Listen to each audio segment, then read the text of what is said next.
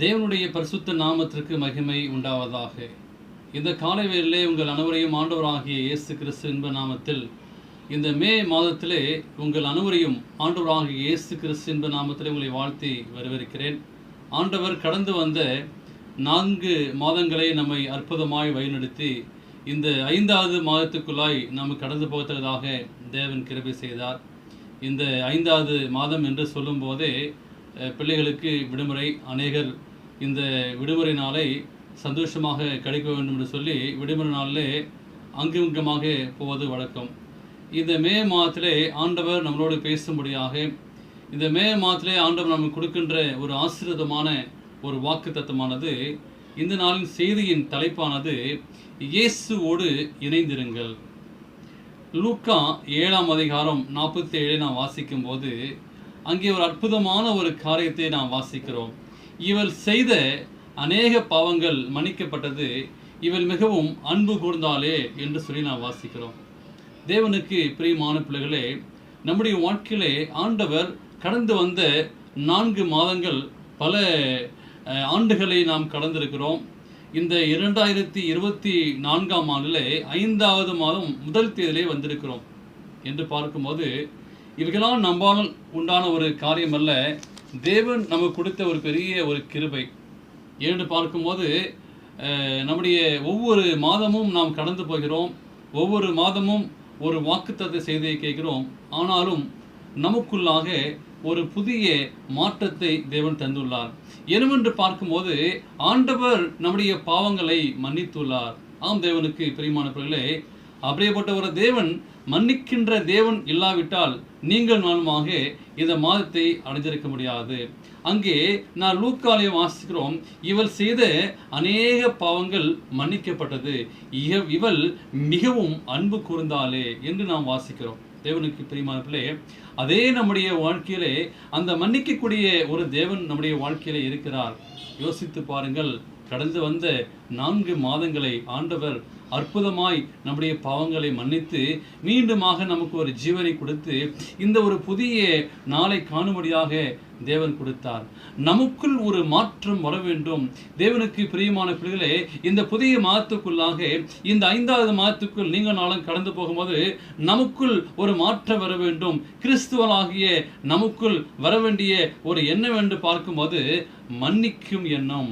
நம்முடைய பாவங்களை தேவன் மன்னிக்கிறார்.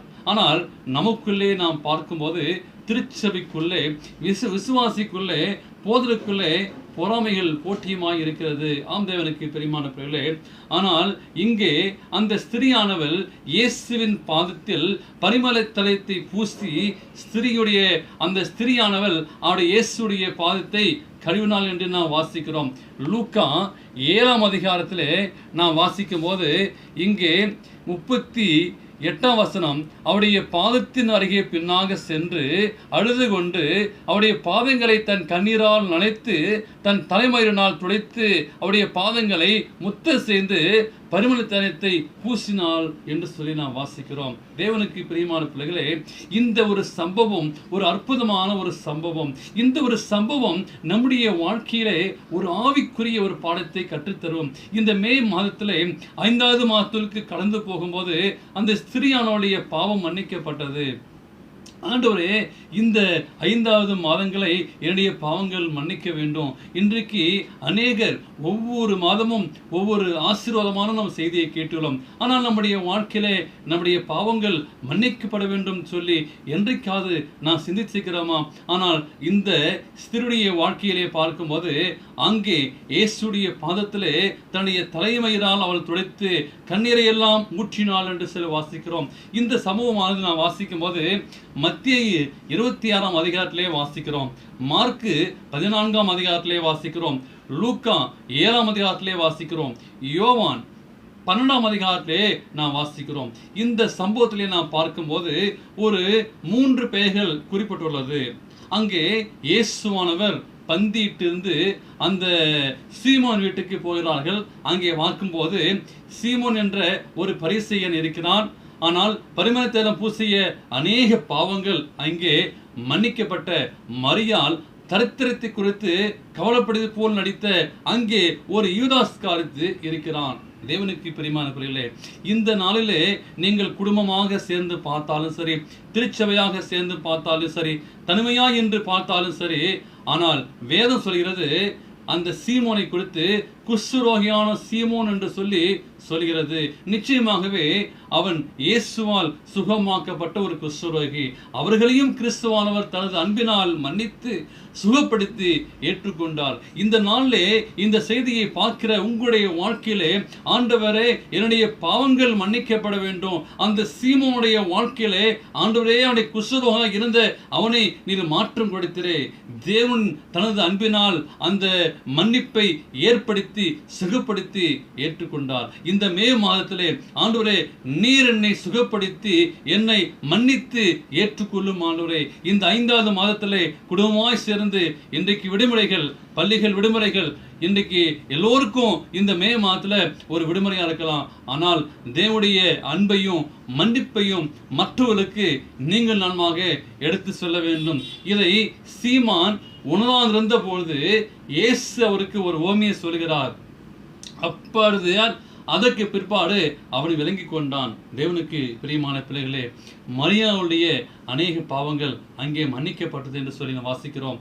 விசுவாசத்தால் அவள் ரட்சிக்கப்பட்டாள். இங்கே வேத வாக்கியம் சொல்கிறது, அந்த ஸ்திரியானவள் செய்த ஒரு காரியம், அவருடைய பாதத்தின் அருகே பின்னாக நின்று அழுது கொண்டு அவருடைய பாதங்களை தன் கண்ணீரால் நனைத்து அவருடைய பாதத்தை முத்தம் செய்கிறான் என்று சொல்லி நாம் வாசிக்கிறோம். தேவனுக்கு பிரியமான பிள்ளைகளே, நீங்கள் நான்மாக வேத வசனத்தை படித்து முத்தம் செய்கிறோமா, அதை ஏற்றுக்கொள்கிறோமா?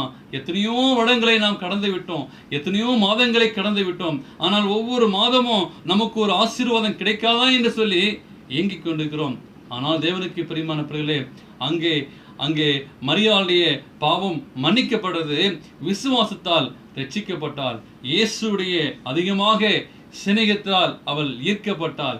இயேசுடைய அன்பும் பாவ மன்னிப்பும் அவளுக்கு தேவைப்பட்டது. அங்கே அந்த ஸ்திரியானவள் பரிமள தைலத்தை பூசி அங்கே இருக்கின்ற போது கிறிஸ்துவான இங்க சுற்றி உள்ளவர்கள் இந்த பெண்ணை அநேகர் என்ன பண்றாங்க, இந்த தேவையில்லாத இந்த காரியத்தை வேஸ்ட் பண்றாலே சொன்னார். ஆனால் தேவனுடைய நற்கிரியை அங்கே சொல்லப்படும் என்று சொன்னார். தேவனுக்கு பிரியமான பிள்ளைகளே, உங்களுடைய வாழ்க்கையிலே எத்தனையோ பணத்தை நீங்கள் வீணாக விரயம் செய்கிறீர்கள். ஆனால் தேவனுக்காக, தேவனுடைய பாதத்திலே ஊழியத்திற்காக, சத்தியத்திற்காக, இந்த சத்தியம் மற்றவர்களுக்கு பிரசங்கிக்கப்பட வேண்டும். இந்த மே மாதத்திலே ஆண்டவரே என்னை ஒரு கருவியாக எடுத்து பயன்படுத்தும். இந்த விடுமுறை நாட்களில் ஆண்டவரே 30 நாட்கள் கொடுத்துருக்கிறாங்க.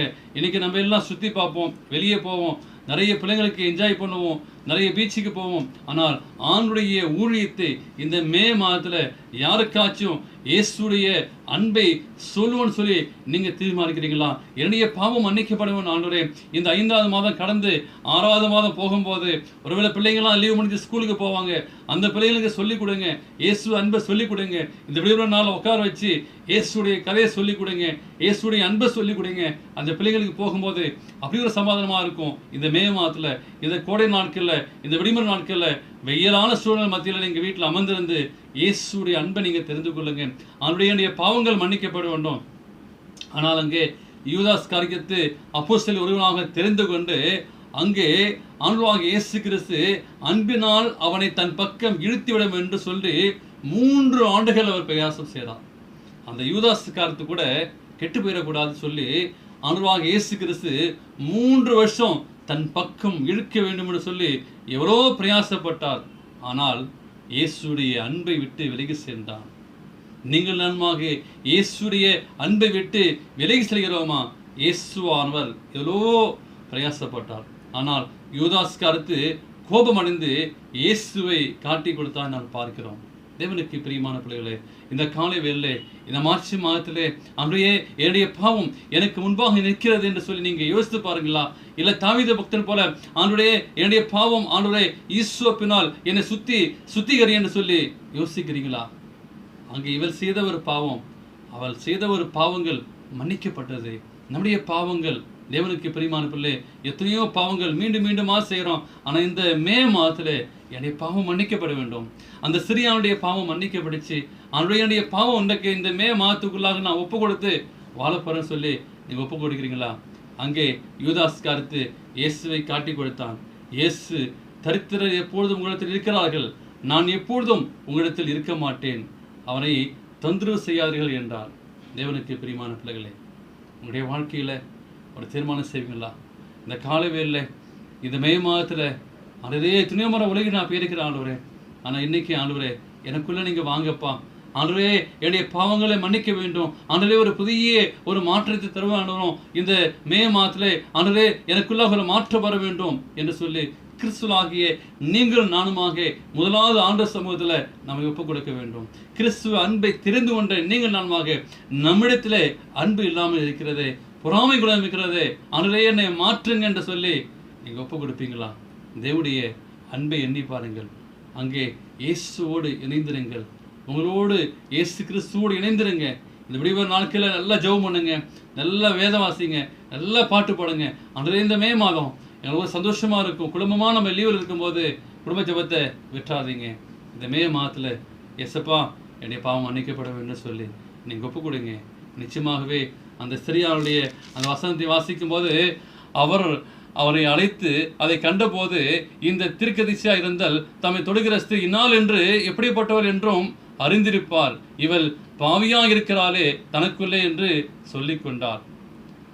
அப்பொழுது இயேசு அவனை நோக்கி, சீமோனே, உனக்கு நான் ஒரு காரியம் சொல்ல வேண்டும் என்றார். அப்போ அதற்கு அவன், போதகரே சொல்லும் என்றான்.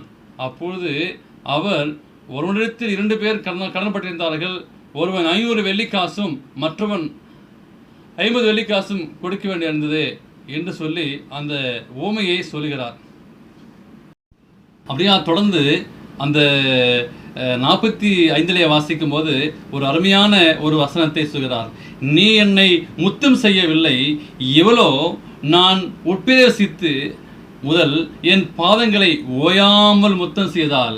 நீ என் தலையில் எண்ணெய் பூசவில்லை, இவளோ என் பாதங்களில் பரிமள தைலம் பூசினாள். அதனால் நான் உனக்கு சொல்கிறேன், இவள் செய்த அநேக பாவங்கள் மன்னிக்கப்பட்டது, இவள் மிகவும் அன்பு கூர்ந்தாலே எனக்கு கொஞ்சம் மன்னிக்கப்படுதும், அவன் கொஞ்சமாய் அன்பு கூறான் என்று சொல்லி அவளை நோக்கி, உன் பாவம் மன்னிக்கப்பட்டது என்றார். ஆம் தேவனுக்கு பிரியமான பிள்ளைகளே, இந்த மே மாதத்திலே எப்படி அந்த சிறியானுடைய பாவம் மன்னிக்கப்பட்டதோ, உங்களுடைய பாவமும் என்னுடைய பாவம் மன்னிக்கப்பட வேண்டும்.